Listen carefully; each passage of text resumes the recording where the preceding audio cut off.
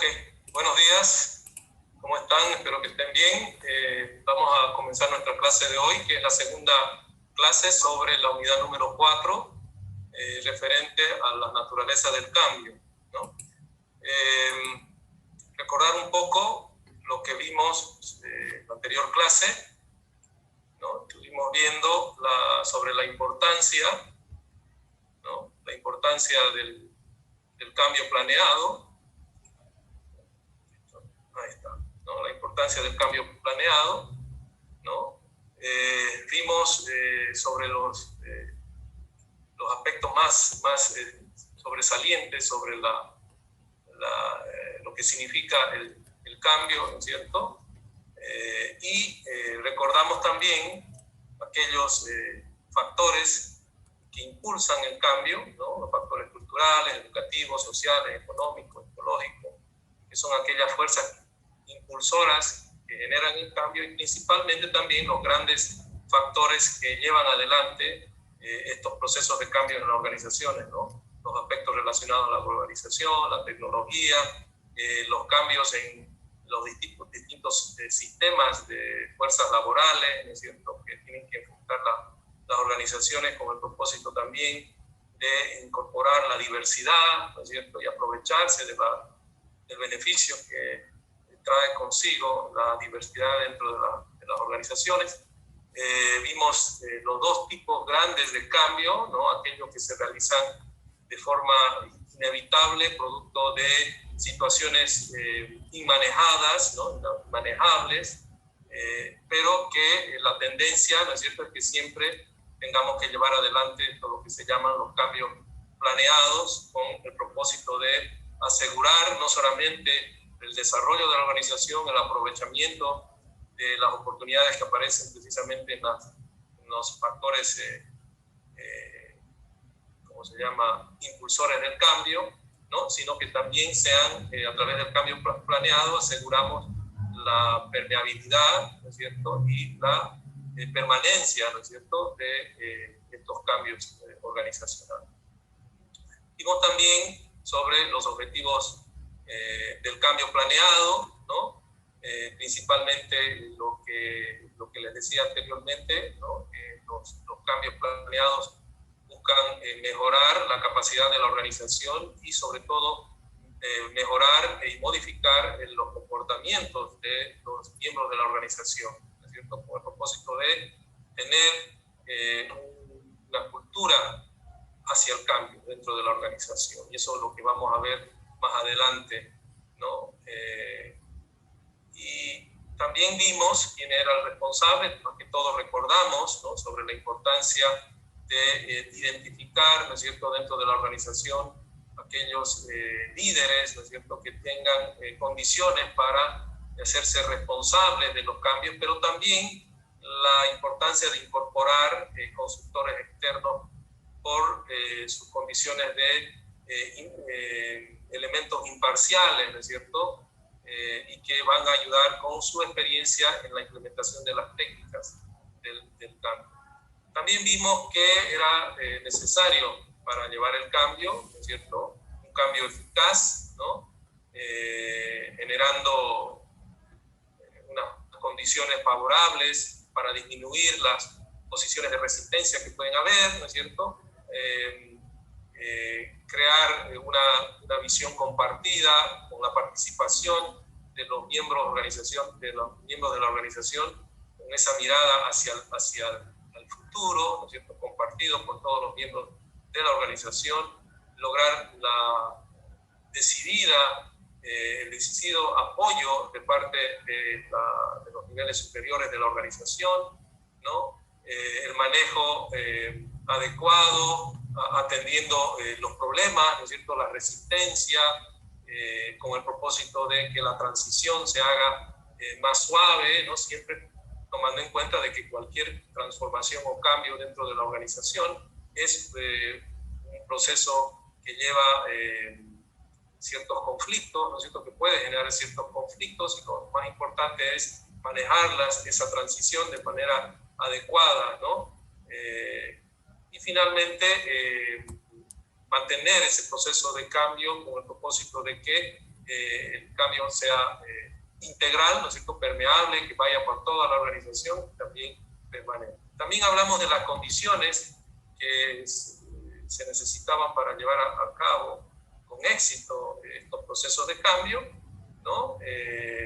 Una de ellas, ¿no es cierto?, que los integrantes de la organización deberían ser considerados, ¿no es cierto?, no solamente en las palabras, sino en los hechos como elementos fundamentales en esos procesos de cambio, ¿no es cierto?, porque no solamente van a ser influenciados o afectados por el cambio, sino que van a ser también beneficiados. Esas condiciones hay que demostrar cuando estamos llevando adelante este tipo de transformaciones, ¿no? También que los miembros clave de la organización deben ayudar a reconocer, ¿no es cierto?, de la imperiosidad de realizar este cambio para precisamente enfrentar ciertas quizás funciones que se desarrollan en la organización precisamente por la cultura, ¿no es cierto?, tradicional, que a veces impide o afecta a que la organización pueda seguir adelante y transformarse en beneficio o aprovechándose de las oportunidades que aparecen en el ambiente. Y debe existir, por tanto, generar una disposición para que se puedan cambiar no solamente las normas, los procedimientos, sino la cultura dentro de la organización.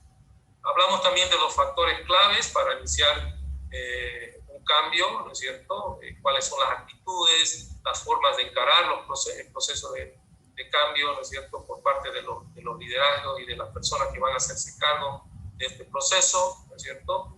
Y también cuáles eran los motivos por los cuales se tenía que desarrollar un cambio planeado, ¿no es cierto?, para resolver problemas actuales y también aquellas situaciones que se ven en el futuro que pueden a lo largo, ¿no es cierto?, afectar el propósito empresarial, que es en realidad la misión de la organización, para poder también aprender, ¿no?, de las experiencias que hemos vivido, las fallas, los conflictos,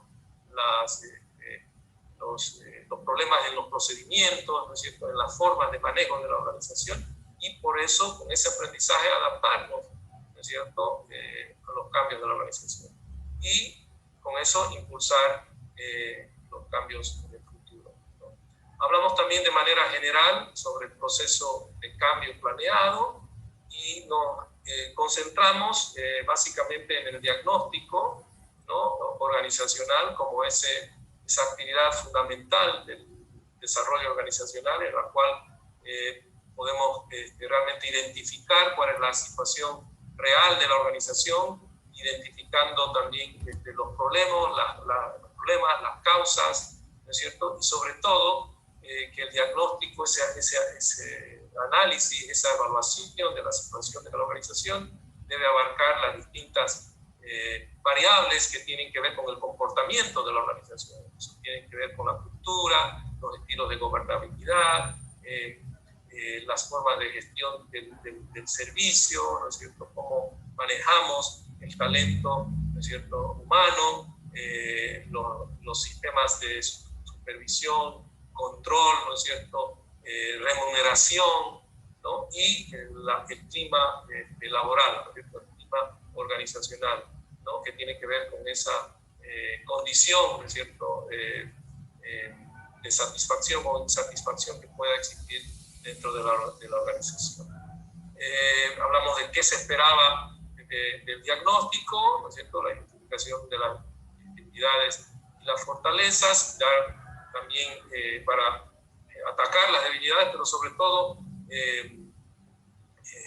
generar relevancia, ¿no es cierto?, en aquellas fortalezas y debilidades en la parte estructural, ¿no es cierto?, cuáles eran, nos ayuda a identificar causas que generan, ¿no es cierto?, y ver los síntomas sobre los distintos problemas que pueden estar produciéndose dentro de la organización, cuáles son esos efectos, ¿no?, de esos problemas, cuál es la tendencia general a raíz de todo ese análisis, ¿no es cierto?, y el diagnóstico también nos ayuda a generar una autoconciencia organizacional sobre la necesidad y las expectativas que tienen que haber sobre los cambios que se van a generar con el propósito de aprovecharse de las oportunidades o atacar algún problema. Hablamos también de las etapas del diagnóstico organizacional, ¿no? Indicamos 3 etapas, una que es la generación de información, la otra la organización de esa información y la tercera etapa que es el análisis, ¿no es cierto?, e interpretación de esa información para que en base a eso podamos, juntamente con el equipo que se hace cargo de los procesos de cambio, determinar cuáles serían las acciones, ¿no es cierto?, de manera compartida que se van a llevar adelante en el cambio. Ahí también hablamos sobre los 2 tipos de diagnóstico, uno que se llama el diagnóstico funcional, que está destinado principalmente a analizar la parte operativa en realidad de la organización, y el otro es el diagnóstico cultural, ¿no es cierto?, que tiene que ver con descubrir cuáles son los valores, principios, las creencias, ¿no es cierto?, de mayor compromiso dentro de la organización, cuál es el nivel o el grado de conocimiento, ¿no es cierto?, de esa cultura, ¿no? Y si realmente están esa cultura alineada, ¿no es cierto?, con el tipo de comportamiento, la estrategia, la tendencia, ¿no? La ideología, ¿no es cierto?, que lleva adelante la organización. Nos quedamos aquí, ¿no es cierto?, en lo que son las técnicas para diagnosticar. Y en las técnicas para diagnosticar tenemos 2 grandes grupos. Una, que son aquellas técnicas cualitativas, ¿no?, que son las que nos ayudan a medir en realidad todos esos aspectos que de manera tangible, visible, son difíciles de conocer, de identificar, pero hay que reconocer también que las técnicas cualitativas requieren una expertise, un conocimiento profundo, ¿no es cierto?, y que muchas veces también no ayudan a realmente conocer la verdadera realidad de manera tangible. Sin embargo, las técnicas cuantitativas, que son mucho más fáciles de manejar, sí nos llevan a identificar problemas mucho más concretos, ¿no es cierto?, más objetivos, ¿no?, y que en realidad se complementan con las técnicas cualitativas, ¿no? ¿Cuáles son las técnicas cualitativas más usadas, ¿no es cierto?, en estos procesos de cambio? Una fundamental, y en cualquier proceso de investigación, ¿no?, porque estamos hablando de diagnósticos, de un proceso de investigación, ¿no? Una de las técnicas es la observación, ¿no es cierto? Fundamental para el caso del encargado, ¿no es cierto?, del consultor o el encargado, digamos, del proceso de cambio, de tener la capacidad de observar en base a distintos indicadores, ¿no es cierto?, de comportamiento, inclusive que están a la vista, ¿no es cierto?, formas de la infraestructura, por ejemplo, estilos de dirección, ¿no? Se pueden identificar a través de la observación. Otra técnica es las entrevistas individuales, donde el consultor del cambio, ¿no es cierto?, el motor del cambio, los liderazgos internos, indagan a través de reuniones individuales, entrevistas individuales, con los miembros de la organización para conocer precisamente opiniones, ¿no es cierto?, opiniones. Es muy importante en la entrevista tener un procedimiento científico, organizado, ¿no es cierto?, que permita realmente al final de las entrevistas poder ordenar esa información, ¿no?, y tener conclusiones, ¿no? Vamos a ver algunas de esas técnicas que se utilizan en este tipo de elementos cualitativos, ¿no? Pero, como dije, se requiere bastante experiencia para poder llevar adelante este tipo de técnicas. Otra técnica es el análisis de la documentación, ¿no es cierto?, existente, y por eso es muy importante la predisposición de la alta gerencia, ¿no es cierto?, de los liderazgos superiores, de poder brindar todos los documentos, toda la información escrita que existe en la organización, que es necesario que forme parte de ese análisis para el proceso de diagnóstico, ¿no es cierto? También tenemos la discusión, los focus group, que se llama la discusión en grupos, ¿no? Que también es una manera de poder obtener información valiosísima, ¿no? Sobre las percepciones, ¿no es cierto?, de los grupos, de los distintos grupos sociales o departamentos. Muchos focus groups generalmente se realizan más bien incorporando, ¿no es cierto?, miembros de distintas áreas de la organización para ver si, por ejemplo, existe un compromiso, ¿no es cierto?, están consustanciados con la cultura, las creencias, los valores, si los conocen, ¿no es cierto? Para eso se hacen los focus group, para ver también tendencias, ¿no?, sobre las opiniones.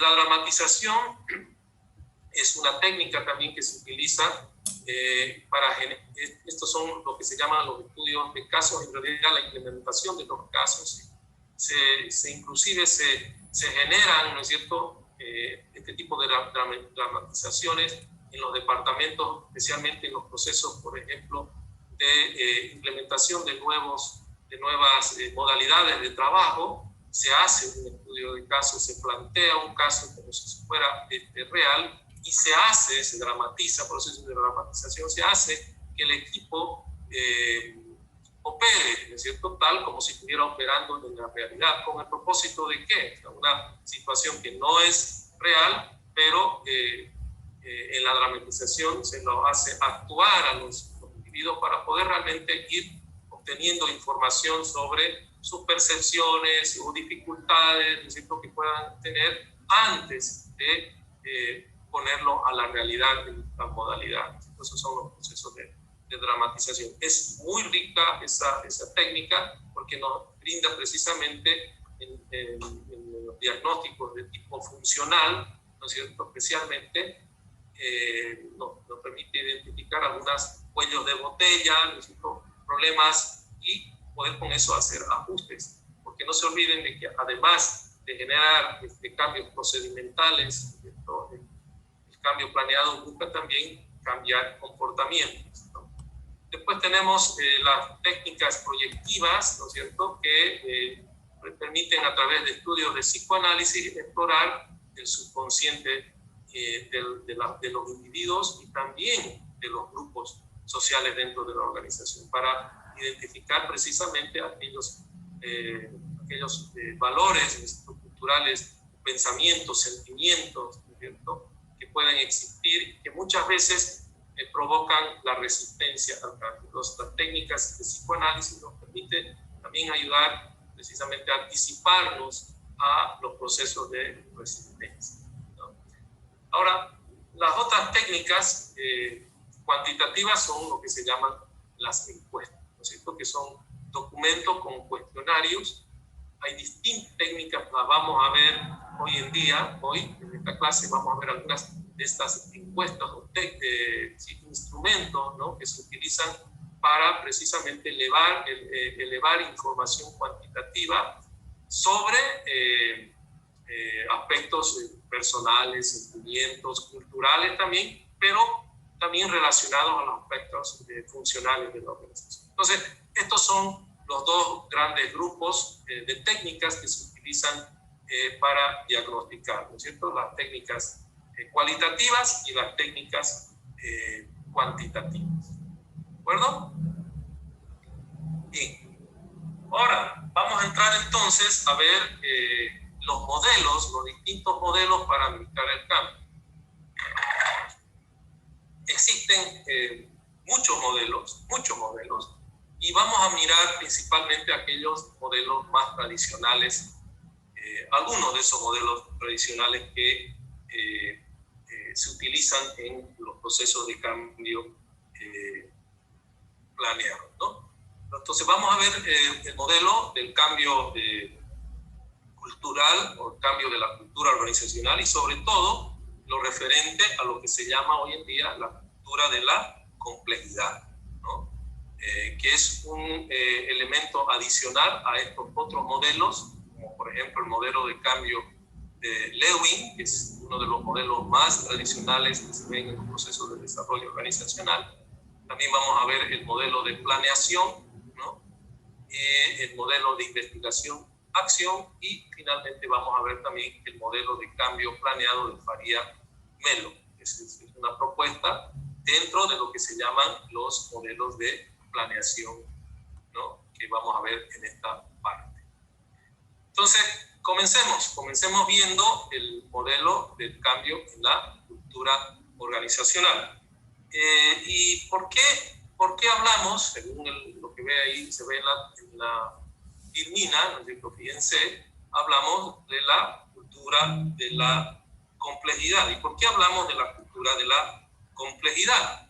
Bueno, como hemos indicado muchas veces, dentro del cambio que deben encarar las organizaciones para poder, digamos, subsistir, ¿no es cierto?, dentro de su negocio, ¿no es cierto?, el cambio más complicado, ¿no es cierto?, la transformación más difícil que van a encarar las organizaciones, tiene que ver con el cambio en la cultura, ¿no es cierto?, organizacional, eso que se llama la cultura corporativa. Es donde en realidad encontramos los mayores desafíos, pero a la vez es en esta parte en la cual nosotros podemos encontrar las mayores fortalezas en el futuro operativo de las organizaciones de manera permanente. A través de los cambios culturales es donde realmente se logran transformaciones permanentes que permiten proyectar a la organización así.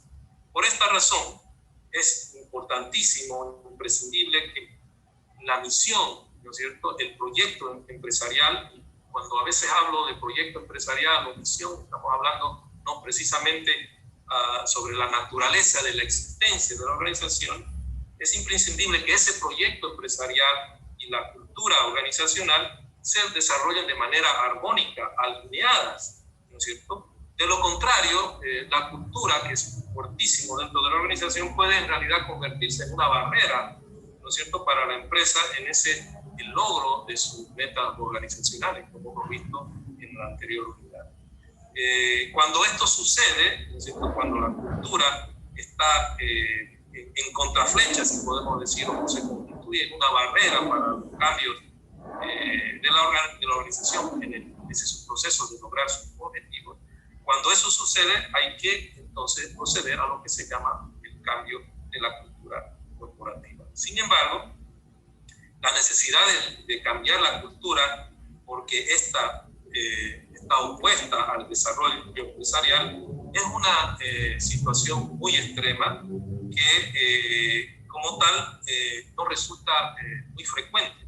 Lo habitual es que nos encontremos con empresas que presentan ciertas dificultades, ciertas disfunciones culturales originadas por múltiples razones, y en las que resulta suficiente simplemente una intervención en la cultura para que así esta pueda contribuir al desarrollo de la organización y al logro de sus metas organizacionales, ¿cierto? Ahora, debemos ser claros, ¿no?, que la complejidad, ¿no es cierto?, en este proceso de cambio o en la intervención cultural es muy grande, precisamente porque requiere, ¿no es cierto?, estos procesos de cambio requieren de recursos de todo tipo, ¿no?, pero que es necesario, por tanto, una decisión firme por parte de la alta dirección, de tal manera que se pueda profundizar, ¿no es cierto?, en esta oportunidad que significa el cambio de la cultura. Además, la intervención o el cambio de la cultura corporativa requiere, por esa complejidad que he indicado, disponer de instrumentos y de metodología muy formalizada, ya que si no, es preferible buscar otros mecanismos, pues estaríamos prácticamente dilapidando recursos que son muy valiosos para la organización, ¿no? Entonces, hacia una cultura de la complejidad, ¿no?, significa que cualquier intervención o cambio de la cultura tiene como objeto fortalecer la estrategia empresarial que gobierna la vida de la organización, ¿no? Existen en ese sentido ciertas condiciones, ciertas situaciones, tales como, por ejemplo, las llamadas liberalizaciones, que ustedes deben ser muy familiares, que son cuando se reducen, por ejemplo, las restricciones en el comercio o en la economía, o las llamadas privatizaciones, cuando las organizaciones del Estado, por ejemplo, pasan a manos de privados, o las fusiones, cuando se unen dos organizaciones, o las absorciones, que es cuando una organización adquiere otra, ¿no es cierto?, en que los líderes organizacionales y directivos son conscientes en esas situaciones, ¿no? Son conscientes de que es necesario introducir un cambio cultural. Estas situaciones tienen una cosa común, ¿no es cierto? Al estar reconocidas por parte de los líderes de la organización, en este caso las liberaciones, las privatizaciones, las fusiones o las absorciones, estos modelos de cambio son planificables, ¿no es cierto? Y en consecuencia, la orientación del cambio cultural resulta mucho más clara, ¿no es cierto? Tenemos que adaptarnos, por ejemplo, a la competencia de un mercado abierto, en el caso de las liberaciones. O debemos generar nuevos criterios empresariales orientados a la eficiencia en el caso de las privatizaciones, ¿cierto? Las organizaciones del Estado estaban acostumbradas a ciertos tipos de manejo menos eficientes, ¿no es cierto?, con la incorporación de empresas de concepto privado, ¿no es cierto?, en las privatizaciones, bueno, el concepto de gestión empresarial cambia radicalmente. Ahí se necesita un cambio cultural. Hay una conciencia, ¿no es cierto?, de parte de los liderazgos en los cambios. Y así sucesivamente. Todos estos modelos que he hablado de las liberaciones, privatizaciones, fusiones o absorciones, los cambios son nítidamente planificables, ¿no es cierto?, porque existe, como dije, una conciencia, ¿no es cierto?, hacia la orientación del cambio cultural, ¿no es cierto?, por parte de los administradores, de los liderazgos. Justo Vigaspañe, en 1993, estableció 4 tipos de estas intervenciones culturales de acuerdo a esas orientaciones o casos que he mencionado anteriormente, ¿no es cierto?, y que responden a una posibilidad cierta de planificación en el futuro a mediano o a largo plazo. Estas intervenciones que requieren, cuando se da, según Villafañe, ¿no es cierto?, primero cuando la organización es nueva, ¿no es cierto?, se produce una intervención cultural que se gesta principalmente cuando la organización nace, ¿no es cierto?, y por tanto es necesario que los líderes establezcan valores culturales y la forma dinámica en la cual va a operar la organización, ¿cierto? Esa es una forma en la cual se requiere la intervención en la cultura.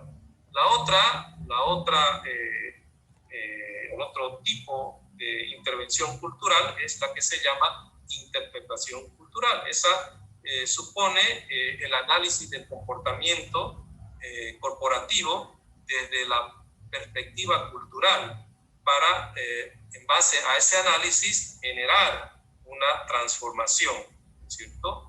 Y esta intervención supone una especie de psicoanálisis o de análisis de la cultura corporativa, ya que la interpretación cultural busca precisamente intervenir y descubrir cuáles son aquellas causas implícitas que explican las actuaciones dentro de la organización, ¿no?, para poder, en base a eso, modificarlas, ¿no es cierto?, en aquellos casos que la cultura está constituyéndose en una barrera para el desarrollo de un proyecto empresarial. Eso se llama la intervención cultural.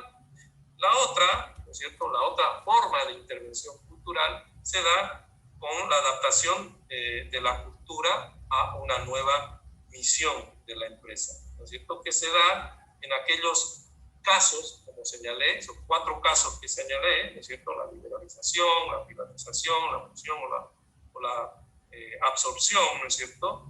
Y que en todos ellos se supone cambios profundos en con relación al mercado, en el caso, por ejemplo, de las liberalizaciones, ¿no es cierto? O pueden afectar también cambios en los tipos de productos o servicios que ofrecemos en el caso de las privatizaciones o fusiones. En todos estos casos se requiere lo que se llama una intervención por adaptación de la cultura, ¿no es cierto? En estos 4 casos. Y finalmente, el otro tipo de intervención, ¿no es cierto? El otro tipo de intervención es el que se llama el cambio cultural. ¿Qué sucede cuando la cultura impide la satisfacción de las metas de la organización y por tanto se constituye en un obstáculo? Cuando identificamos que la cultura está constituyéndose en un freno, ¿no es cierto?, en los procesos de cambio, entonces en ese caso se puede hablar de la necesidad de generar lo que se llama un cambio corporativo, ¿no es cierto?, ya que ese es el camino, ¿no? Sin embargo, y pese a que cualquiera de estas intervenciones culturales sigue siendo pertinente en estos momentos que estamos viviendo, por ejemplo, las empresas que tienen que atravesar cualquiera de estas situaciones de cambio cultural, existe en la actualidad una nueva necesidad por parte de las empresas de adaptarse a esa creciente situación compleja que viven, ¿no es cierto? Tanto en la parte procedimental, estructural, formal de la organización, como en el grupo humano, ¿no es cierto? Como producto del entorno cambiante en el cual se desarrolla la organización. Para ello, las empresas necesitan adoptar lo que se llama la cultura de la complejidad, ¿no es cierto? La cultura de la complejidad. Villafañe nos dice que la complejidad en el entorno empresarial surge básicamente ante la imposibilidad de planificar el futuro de las organizaciones. Simplemente porque ahora, ¿no es cierto?, tenemos que reconocer, más que todo, nosotros somos privilegiados al poder experimentar lo que está pasando hoy en día. Existen, si ustedes se dan cuenta, varios futuros, ¿no es cierto?, varios futuros posibles. Fíjense, Villafañe ya reconocía de que ante la existencia de estos estados ambientales convulsionados, las organizaciones tienen que estar preparadas, ¿no es cierto?, a lo que se llama la cultura de la complejidad, porque hoy en día, más que nunca, tenemos que reconocer de que existen varios posibles futuros, ¿no es cierto? Y ante esas incertidumbres, lo más importante que puede hacer una empresa es prepararse, ¿no?, para recibir estos diversos escenarios que el futuro nos depara, ¿no es cierto?, con cierta ventaja, ¿no?, precisamente porque estamos preparados, ¿no es cierto?, porque estamos con esa cultura incorporada para enfrentar la complejidad del entorno, ¿no es cierto? Ahora, tenemos que ser conscientes que al final, ¿no es cierto?, si bien existen varios posibles futuros, el objetivo es que podamos concretar un solo futuro, ¿no es cierto? Ahora, la gestión de la complejidad aparece así como una condición entonces imprescindible para adaptarse a las nuevas exigencias que el entorno nos obliga, ¿no es cierto? Principalmente hoy, en el pleno siglo XXI, en el que se dibuja un escenario caracterizado por un conjunto de factores altamente críticos que van a medir la capacidad de adaptación a la complejidad y, consecuentemente, la capacidad de las empresas para poder conseguir sus objetivos, ¿no es cierto?, sus objetivos empresariales, ¿no? Entonces, la cultura de la complejidad es la nueva tendencia, ¿no es cierto?, que las organizaciones tienen que encarar para poder prepararse frente a esa dinámica turbulenta del medio ambiente, ¿no? Reconociendo sí de que existen, ¿no es cierto?, como muestra acá, estos 4 tipos de intervenciones a la cultura, producto, como decíamos, de distintas etapas que se pueden determinar a través del diagnóstico de la organización. Ahora, ¿cuánto y cuándo debemos cambiar la cultura? Bueno, hemos hablado mucho de eso. Hay distintas condiciones que nos plantean para encarar o cuánto debemos cambiar la cultura. Entonces, una vez que se ha planteado la necesidad de adoptar una cultura, ¿no es cierto?, de la complejidad como un mecanismo saludable para enfrentar cualquier tipo de cambio que aparezca en el futuro, me voy a referir a continuación a aquellas causas que hacen aconsejables, ¿no es cierto?, de una intervención en la cultura, ¿no?, inmediata de la cultura corporativa, ¿no? Según estos dos autores, Dale Kennedy, en su libro Culturas Corporativas, ¿no es cierto?, apuntan a los siguientes factores de cambio cultural que exigen una intervención sobre la cultura de la organización. Uno, referido a los valores de una empresa, con una cultura fuerte, suponen, ¿no es cierto?, como hemos visto antes, una barrera ante los cambios fundamentales. Entonces, muchas veces esas culturas, esos valores culturales son los que ponen la condición para darnos cuenta de que es necesario, ¿no es cierto?, encarar un proceso de cambio en la cultura. Otro factor está relacionado a la imposibilidad de la organización de adaptarse, ¿no es cierto?, a las nuevas necesidades que te plantean los mercados, ¿no es cierto?, que son mucho más competitivos y dinámicos. Frente a esa realidad, cuando identificamos en el diagnóstico, Dale y Kennedy nos señalan de que es necesario comenzar, ¿no es cierto?, un proceso de cambio en la cultura.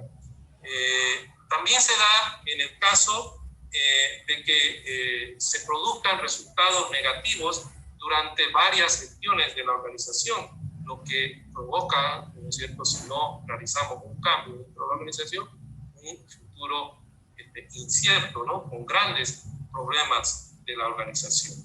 También se da, según Dale y Kennedy, un indicador para encarar un proceso de cambio de la cultura, tiene que ver con la existencia de una excesiva burocratización que muchas veces se denota, ¿no es cierto?, en aquellos casos donde la organización ha tenido un crecimiento importante, ¿no es cierto?, y que la ha ido obligando de alguna manera a aplicar estos procesos de mayor burocratización que se constituyen, como ya sabemos, muchas veces en problemas para aprovecharse, ¿no es cierto?, de las oportunidades que aparecen en el medio ambiente.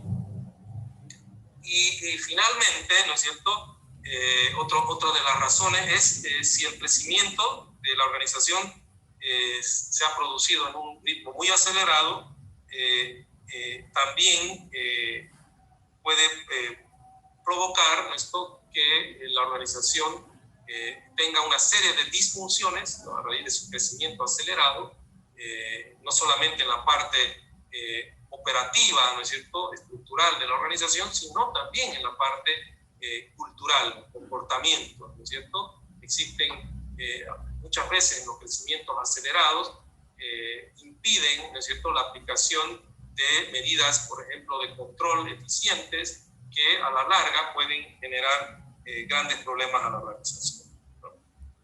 Ahora, Villafañe, adicionalmente a estos factores que identifican Bill Kennedy como elementos importantes para reconocer cuando necesitamos realizar un cambio, Villafañe indica que es necesario llevar a cabo una intervención cultural cuando tenemos que encarar lo que se llama los cambios de visión, que ya hemos visto. Un cambio de visión puede suceder cuando estamos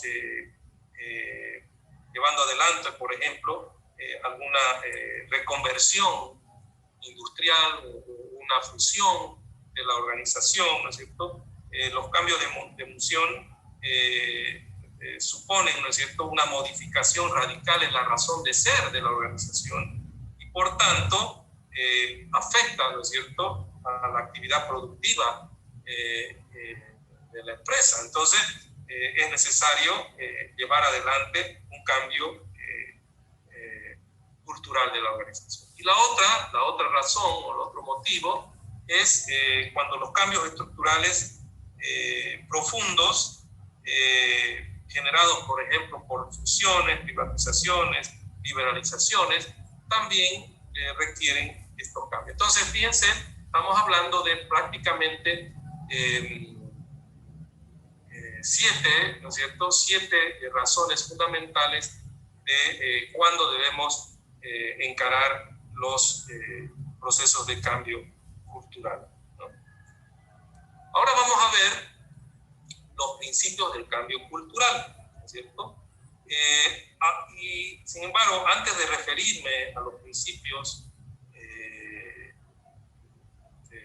para poder llevar un cambio cultural, que son los elementos a considerar que ayudan a llevar adelante el cambio de la cultura corporativa, tenemos que recordarnos de que al hablar de cambio nos referimos a la intervención más radical sobre la cultura, es decir, aquella que se realiza cuando cambia principalmente la misión de la empresa, ¿no es cierto?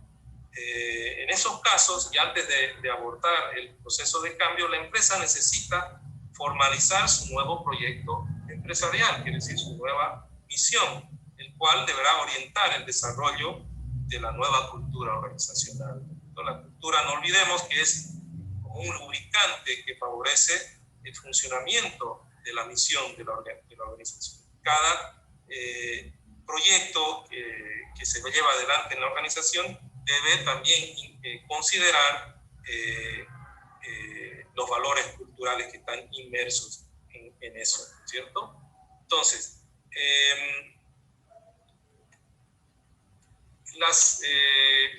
las distintas etapas, ¿no es cierto?, y una vez que la alta dirección de la compañía haya asumido la necesidad de realizar un cambio cultural, es el momento de iniciar el proceso, ¿no es cierto? Que sabemos que es un proceso largo, costoso, y que debe, por tanto, articularse en 2 etapas. Una se llama la etapa de la sensibilización y la otra se llama la etapa de la ejecución, en las cuales nosotros vamos a poder observar un conjunto de principios que son necesarios tomar en cuenta para tener éxito, ¿no es cierto?, en la organización. Veamos entonces los principios del cambio cultural en la etapa de la sensibilización. Estos principios pueden resumirse de la siguiente manera, ¿no es cierto? Un principio se refiere a construir un amplio consenso basado en las relaciones personales dentro de la organización, ¿no? ¿Por qué? Porque la mayoría de la gente, somos conscientes, no somos fanáticos, ¿no es cierto?, frente a cualquier solicitud de cambio, ¿no es cierto? Es más, por naturaleza, las personas nos oponemos, ¿no es cierto?, a la organización. Pero si construimos un consenso, ¿no es cierto?, logramos la participación, ¿no es cierto?, de las personas, vamos a encontrar una resistencia menor, ¿no es cierto? Entonces, hay que ser conscientes que la gente generalmente se resiste a cualquier cambio solo porque perturba, ¿no es cierto?, su normal desempeño, el orden de su vida. Sin embargo, una de las más fuertes influencias sobre ellos es la de los lazos personales con los miembros de la organización. Entonces, compartir, ¿no es cierto?, la realidad, las dificultades es un signo de pertenencia de la cultura. Y nadie quiere estar solo, ¿no es cierto? Entonces, es el proceso de construcción de ese consenso se debe realizar a través de lograr mayores relaciones personales, ¿no es cierto? Y esa es una de las maneras, un principio importante que nos va a ayudar a inducir un cambio de la organización con éxito, ¿no? Entonces, el principio de construir consenso es un principio en esta etapa de la sensibilización, que es una etapa previa a la etapa de ejecución del proceso mismo de cambio. Otro principio es el relacionado a transmitir confianza al hablar del cambio. Resulta súper necesario que los miembros de la organización se den cuenta de que este proceso de cambio es un cambio controlado, ¿no es cierto? Y que sigue un camino claramente identificado con un destino favorable para todos, ¿no es cierto? Que las incertidumbres de todo cambio conllevan, deben ser matizadas, ¿no es cierto?, y explicadas con intensidad, ¿no es cierto?, para explicar hacia dónde está yendo la organización, con el propósito de transmitir confianza en el grupo social de la organización.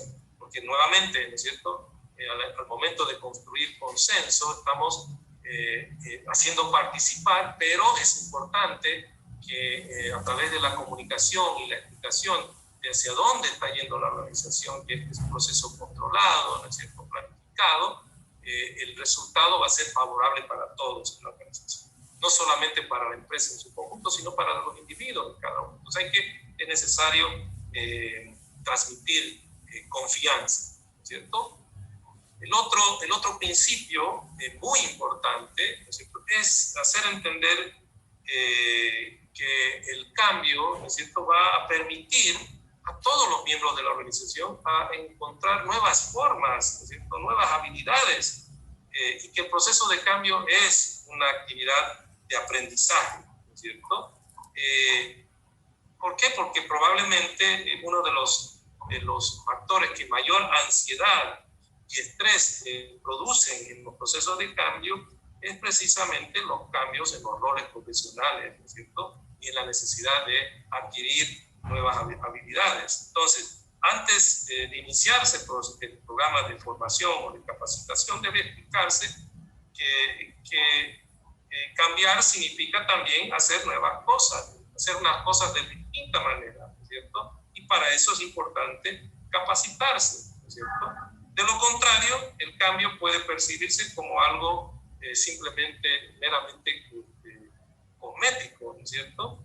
Y en ese caso no va a poderse, va a producirse una resistencia. Entonces, hay que explicar, ¿no es cierto?, que el cambio va a generar cambios de modalidad, ¿no es cierto?, y la adquisición de nuevas habilidades. Entonces es necesario, por tanto, capacitarse, ¿no? O sea, otro principio fundamental en este proceso, en esta etapa de la sensibilización del cambio cultural.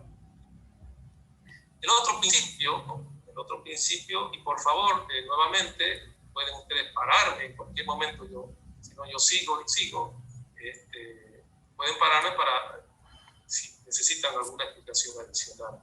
El otro principio tiene que ver con la importancia, lo que decía antes, ¿no es cierto?, de este proceso que es costoso, de estar seguros de que los procesos de cambio cultural principalmente vamos a necesitar no solamente los recursos económicos necesarios, sino el tiempo necesario, ¿no es cierto? Si bien los procesos son procesos planeados, tenemos que reconocer de que tenemos que ser bastante flexibles, ¿no es cierto? El pensar de que estos procesos de cambio no van a tener ningún costo, ¿no es cierto? Eso es realmente el principio del fracaso del proceso, ¿no es cierto?, de cambio planeado. Y finalmente, otro principio dentro de la etapa de sensibilización, tiene que ver precisamente lo que les decía anteriormente, la flexibilidad que debe existir en este proceso, ¿no es cierto? A partir inclusive del concepto mismo, ¿no es cierto? Tenemos que ser claros de que este concepto debe expresar el sentido y el significado más profundo de lo que va a significar el cambio. O sea, transmitir, ¿no es cierto?, de manera clara, ¿no es cierto?, que el cambio va a afectar, ¿no es cierto?, a toda la organización, ¿no? No solamente a un grupo o no solamente a una persona, ¿no? Y por tanto, el uso del lenguaje, ¿no es cierto?, tiene que ser adecuado para que todo el mundo comprenda de que este es un proceso que todos vamos a llevar adelante dentro de la organización, ¿no? Estos principios de la etapa de sensibilización persiguen, por tanto, que exista menor resistencia, ¿no es cierto?, más bien una proactividad hacia el cambio. El cumplimiento de estos principios nos van a ayudar a que el grupo social pueda abordar de manera más decisiva esta segunda etapa, la etapa que se llama la etapa de ejecución, donde también existen principios, ¿no es cierto?, que son las guías que nos van a ayudar a tener éxito en este proceso tan difícil que es precisamente el cambio cultural, que se genera principalmente cuando la organización, como ya hemos dicho, va a encarar un proceso profundo de su proyecto empresarial, ¿no es cierto?, donde se ve afectada la misión de la organización. Entonces, la etapa de ejecución exige, una vez hemos pasado la etapa de sensibilización, exige comportamientos y decisiones y la implementación de acciones de formación y comunicación interna bien definidas y bien esquematizadas, ¿no es cierto? Esto con el propósito de tener una mayor probabilidad de éxito en la organización. Si no somos conscientes, ¿no es cierto?, de que tenemos que tomar decisiones, ¿no es cierto?, y que vamos a requerir acciones de formación y de comunicación y de participación, entonces estaríamos encaminados a tener un proceso de cambio mucho más complejo. Entonces, estos principios que se deben observar en esta etapa, según Villafañe, son los siguientes. El primer principio lo voy a poner en la cima, lo pongo en la cima, porque más o menos lo vamos a construir como una pirámide, ¿no es cierto?, de principios. Bueno, el primer principio es que los procesos de cambio deben estar a cargo, ¿no es cierto?, internamente, principalmente por aquellos liderazgos más carismáticos, ¿no es cierto? Y no necesariamente los procesos de cambio cultural son ejecutados por el gerente general, ¿no? Esa no es una regla. Se deben encontrar, ¿no es cierto?, aquellos liderazgos que tienen la capacidad de transmitir valores, construir una referencia de comportamiento, servir de guía, ¿no es cierto?, y sobre todo elevar, ¿no es cierto?, el sentimiento de emoción, ¿no es cierto?, de apoyo entre los miembros de la organización, y para eso se necesita un líder carismático, ¿no es cierto?, que sea capaz de llevar adelante, de pilotar, ¿no es cierto?, este proceso, ¿no? Es aconsejable, por tanto, de que, sin embargo, quien asuma ese liderazgo tiene que ser alguien, ¿no es cierto?, un directivo que tenga un nivel superior, que ostente una alta responsabilidad dentro de para tomar decisiones. Estoy hablando de los liderazgos internos, ¿no es cierto? También otro principio, ¿no es cierto?, y hablé de esto en la anterior clase, es que es importante identificar y colocar en la situación de la organización de que este cambio, si no se realiza, realmente existe una amenaza que puede poner en grandes dificultades y en riesgo la vida misma de la organización. Entonces, identificar el cambio como una amenaza real constituye para informar a la organización como la única alternativa de futuro para la empresa, ¿no es cierto? Eso se tiene que transmitir con decisión, ¿no es cierto? Esa es una técnica que, bueno, en principio se convierte como una técnica importante en los procesos de cambio. Y te doy un ejemplo acá. Cuando me tocó a mí como director ejecutivo del CBA en esta pandemia, fíjense, estábamos hablando de una situación inmanejable que obligó a la organización a encarar una transformación en su proyecto empresarial, ¿cierto? De pasar de un proceso de enseñanza presencial activa a tener un proceso de enseñanza completamente virtual.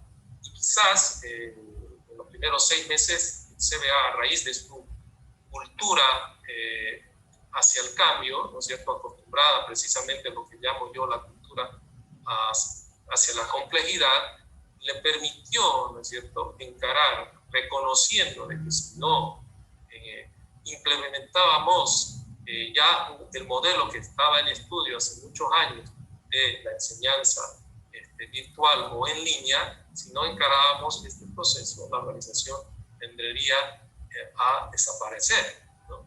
Y eso fue lo que sucedió, ¿no es cierto? Nosotros en el mes de marzo del año pasado, ni bien,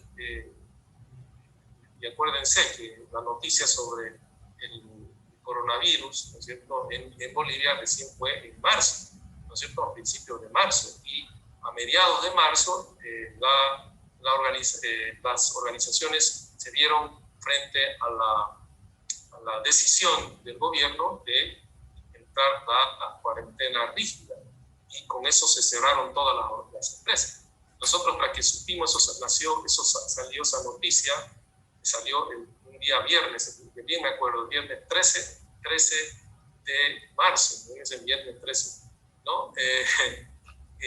Pero ya nosotros, 2 semanas antes, a raíz de que ya se sabía en la noticia que el virus estaba en Bolivia, nosotros comenzamos todo un proceso de entrenamiento, capacitación, ¿no es cierto?, a todo el personal, no solamente docente, sino también administrativo, porque el proceso no fue únicamente en la enseñanza, sino también en la atención a nuestros clientes, a los servicios, los procesos de distribución, etcétera, ¿no? Nosotros ya comenzamos todo ese proceso de transformación, ¿no?, en la operación de la organización y en su negocio, ¿no es cierto?, que es la enseñanza principal, ¿no?, el negocio de la enseñanza y la docencia, identificando de que si no nos transformábamos, si no encarábamos así, había una masa real. Entonces, usamos este principio y la organización en su conjunto entró en un proceso de transformación. Nosotros para el 13 de marzo ya estábamos con todos nuestros programas, con todo el personal capacitado, y justo el día lunes subsiguiente, cuando ya comenzó la cuarentena rígida, el CBA comenzó a desarrollar lo que se llamó el plan de adaptación, ¿no es cierto? Porque aunque tenemos entrenamiento, ¿no es cierto?, aunque se genera un proceso de cambio y de transformación formal, estructural y también cultural interno, se necesita una etapa de adaptación. Vamos a ver eso cuando estemos creando los distintos modelos, ¿no es cierto? Hay una etapa de adaptación que evidentemente es muy difícil, ¿no?, y que depende mucho de la fortaleza con la cual se ha encarado el proceso de cambio para que esa etapa de adaptación se realice de manera más rápida. Entonces, estamos en una etapa de adaptación que duró 15 días con los estudiantes, con los docentes y con el personal administrativo, imagínense. Pero, ¿qué nos dio la ventaja? Éramos el único, sin mentirles, el único centro de educación en Santa Cruz, y estoy seguro que quizá en Bolivia, que a los 15 días ya estaba dando clases virtuales, ¿no es cierto?, sin ningún problema, con todos los resortes, con inscripciones a través de las redes sociales, ¿no es cierto?, y el CBA prácticamente no paró. Hubo un efecto evidentemente económico por el tema cultural externo, que no tenemos que reconocer de que las variables externas influyen, ¿no es cierto? Que hizo de que mucha gente no creyera al principio, ¿no es cierto?, de estos modelos de enseñanza virtual, y hubo una pérdida de alrededor del 40% de los estudiantes, que después se fue recuperando, ¿no? Pero eso sucedió a raíz de la aplicación de esto que se llama, ¿no es cierto?, principios de identificar cambio con una amenaza real. Hicimos notar, ¿no es cierto?, hubo un liderazgo importante, se habló con información real y veraz, ¿no es cierto?, se hizo ver, ¿no es cierto?, la realidad, y con eso se aplicó este principio, ¿no? Bien, el otro principio tiene que ver con hacer de los rituales, ¿no es cierto?, que son ese tipo de comportamientos, ¿no es cierto?, que salen a relucir a raíz del cambio, como ejes del cambio. Necesito fomentar, por ejemplo, ceremonias o actos litúrgicos o celebraciones cuando los primeros pasos del cambio son exitosos. Y eso sucedió también en el ejemplo que les doy del CBA. Nosotros a los 15 días de haber comenzado el proceso, estamos hablando finales del mes de marzo, realizamos una gran reunión porque estábamos por empezar un nuevo periodo, imagínense, en base a esta nueva modalidad, y hicimos una celebración virtual, porque no podíamos salir, ¿no es cierto?, de todos los miembros de la organización, y contando nuestras experiencias y los éxitos, ¿no es cierto?, el éxito en la recuperación de los estudiantes de la institución. Entonces, es importante, otro principio en esta etapa de implementación es identificar y construir, ¿no es cierto?, ritos, acciones, ceremonias que puedan denotar éxito en la etapa de la implementación del cambio, ¿no? Esto ayuda, este tipo de rituales ayuda a que la gente pueda entender, aceptar y más que todo creer en ese nuevo orden que se implementa en los procesos de cambio. En ese sentido, el proceso llega a ser una cultura, llega a pasar de una cultura temporal a ser una cultura permanente, ¿no es cierto? Bien. Entonces,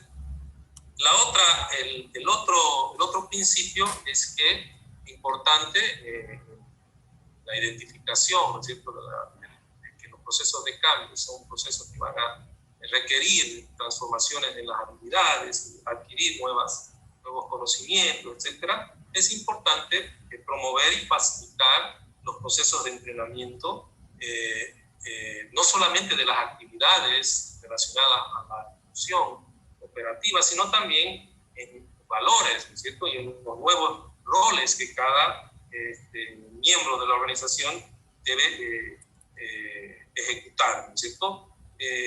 Por un lado, es necesario que la organización incorpore nuevos valores culturales y, por tanto, adquiera al mismo tiempo nuevas habilidades en el desempeño de las operaciones de cada individuo. Entonces, ambos objetivos, la incorporación de valores como las habilidades, serán ampliamente satisfechas siempre que tengamos programas, ¿no es cierto?, formales de capacitación y de comunicación, lo que les digo, ¿no es cierto?, lo que sucedió en el ejemplo del CBA. Nosotros teníamos y tenemos, el CBA tiene un programa de capacitación permanente, ¿no es cierto?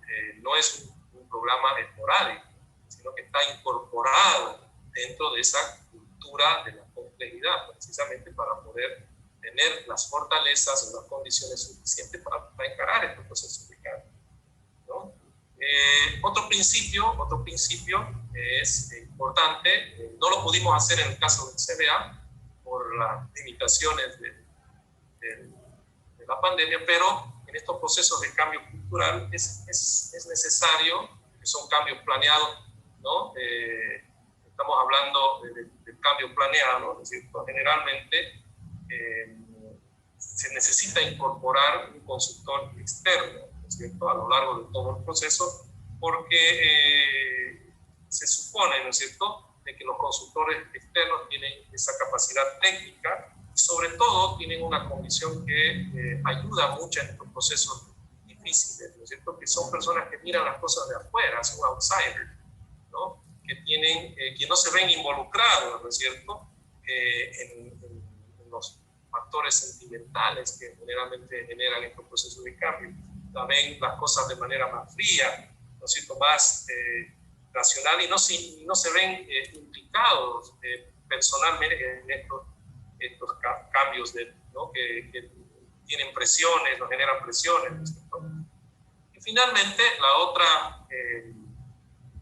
otro principio tiene que ver con crear, ¿no es cierto?, símbolos, ¿no es cierto?, del cambio que se van a constituir en esos emblemas de la nueva cultura corporativa. Y eso tiene el objetivo de hacer precisamente que la cultura se vuelva, ¿no es cierto?, en permanente, ¿no es cierto? Estos principios que he indicado necesariamente son principios genéricos.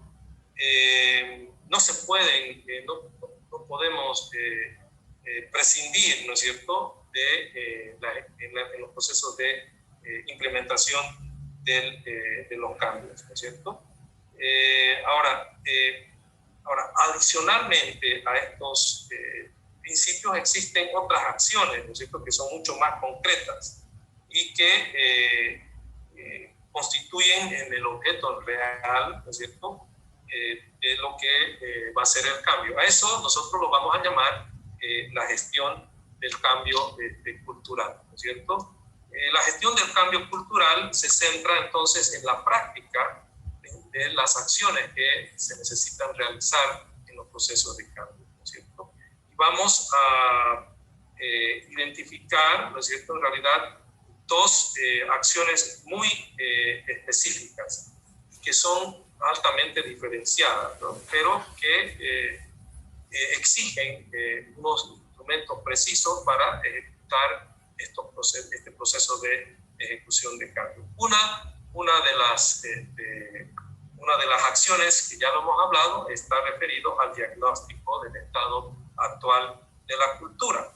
Y la otra acción que se necesita hacer es precisamente la esquematización del proceso de cambio hacia el nuevo paradigma, ¿no es cierto?, un nuevo paradigma cultural.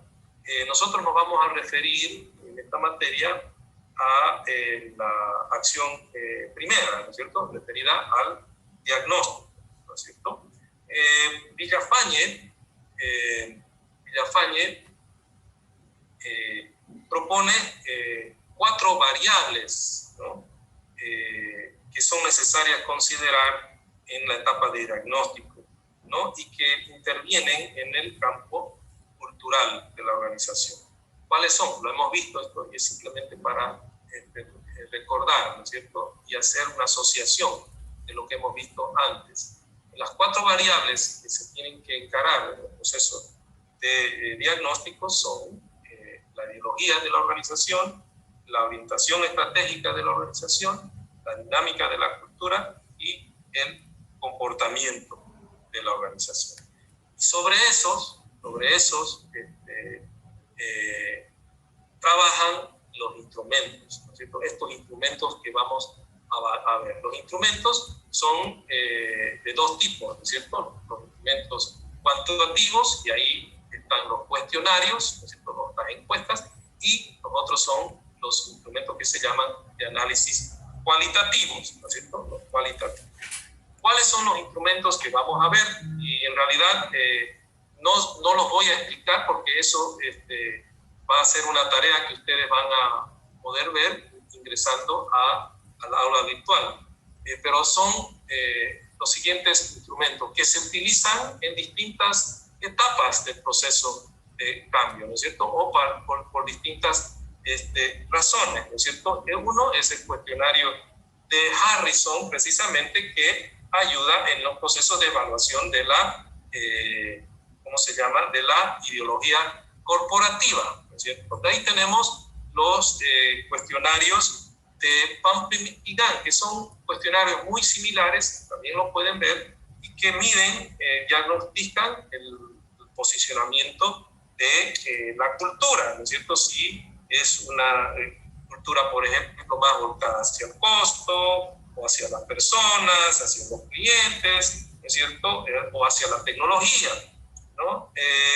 Después tenemos el cuestionario de Porter, ¿no es cierto? El cuestionario de Porter, que es el que mide los niveles de satisfacción de los individuos dentro de la organización. Esos son los tres instrumentos básicos que vamos a ver en esta materia.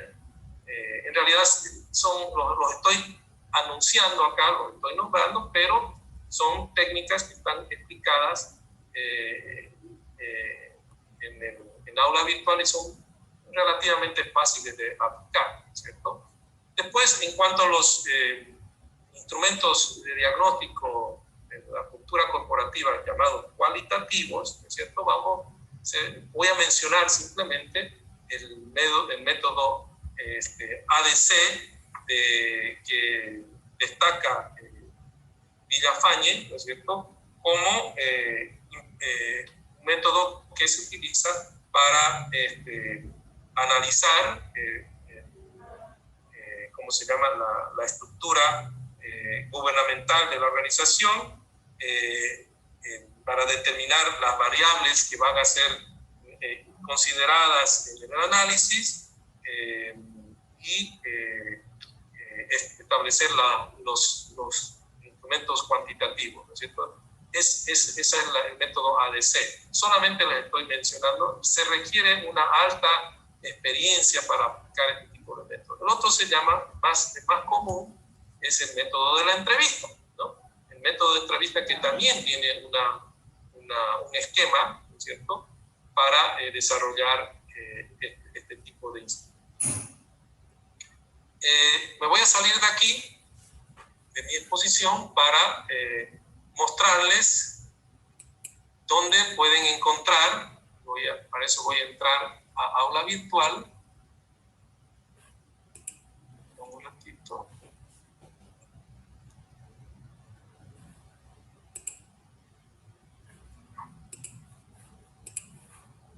Todavía tenemos 10 minutos. Aquí. Entonces entro a aula virtual. Y en aula virtual, bajo la pestaña de la unidad número 4, fíjense aquí, está, bueno, aparte de un video que lo pueden ver, en tu empresa, están los cuestionarios, ¿no es cierto? Tanto el cuestionario de Harrison, está la explicación, ¿no es cierto?, en qué consiste, inclusive cómo se tiene que medir, es muy fácil, ¿no? Pero este cuestionario nos ayuda a evaluar la ideología corporativa. Voy a simplemente entrar ahí. Ustedes lo pueden descargar. Como dije, hubiera querido que lo podamos aplicar en ciertas distintas empresas, pero lamentablemente no es posible. Entonces, de todas maneras, ustedes quedan con este cuestionario, ¿no? Este modelo del cuestionario, me di el trabajo de transcribirlo para que ustedes puedan verlo. Bueno, este cuestionario mide, en realidad tiene 15 grandes áreas. Cada área, ¿no es cierto?, tiene 6 preguntas, ¿no? Y en cada pregunta se mide, se hace la entrevista a la persona para medir su opinión sobre lo que él piensa de la cultura real, la cultura ideal que quisiera, ¿no es cierto?, midiendo, ¿no es cierto?, las distintas, ¿cómo se llama?, modelos o estilos, en realidad, de ideología, ¿no?, relacionadas, por ejemplo, ¿no es cierto?, si es un estilo relacionado al poder, ¿no es cierto?, o un estilo relacionado a una ideología relacionada a la función, a la tarea y a la persona. Y en cada una el individuo tiene que responder, ¿no?, y darle una calificación que va del 1 al 4, ¿no es cierto? Por ejemplo, si yo considero, ¿no es cierto?, de que mi jefe, ¿no es cierto?, es firme, decidido, justo, ¿no?, entonces yo le voy a dar, ¿cómo se llama?, el valor de 1. si yo le doy, y así sucesivamente voy midiendo cada uno. Ahora, si yo quisiera que sea distinto, le voy a dar 3, no sé. Ya esa es una valoración que cada individuo coloca, pero cada individuo tiene que responder todas las preguntas, tanto en la parte real como en la parte ideal, ¿no? Entonces, eso puede verse en aula virtual. También en aula virtual está el cuestionario del PAMP, ¿no? PAMPing, ¿no? También con la explicación, y está adentro de aula está el cuestionario, inclusive la forma como se tiene que medir, está explicado, ¿no? Con las preguntas, ¿no? Son cuestionarios que se aplican a los individuos, ¿no? Después tenemos los miembros de la organización. Después tenemos el cuestionario de GAN, ¿no es cierto? Y el cuestionario de POR. Esos son los 4 cuestionarios, modelos, y cada uno tiene una función, ¿no es cierto? Uno es medir la ideología imperante, digamos, tanto como lo ve los integrantes de la organización, ¿no? Y como quisieran que sea, ¿no es cierto? Después está el PAMPing y GAN, que ven las posiciones culturales, ¿no es cierto? De la organización, también en lo real y lo real. Después tenemos el de Porter, que mide la satisfacción, ¿no es cierto? El nivel de satisfacción de los miembros de la organización, ¿no? Bien, entonces, con eso hemos terminado la clase de hoy, o la exposición de hoy. Importante que ustedes puedan ver los cuestionarios para analizarlos, y quizás la próxima clase, si tenemos algo de tiempo, podemos quizás ir sobre uno, ¿no? Si ustedes consideran, estoy buscando un ejercicio para que podamos aplicar uno de los cuestionarios, y en base a eso hacer un ejercicio, una práctica, ¿no? Entonces estoy buscando algo cómo hacerlo, a ver si lo podemos identificar hasta la próxima clase.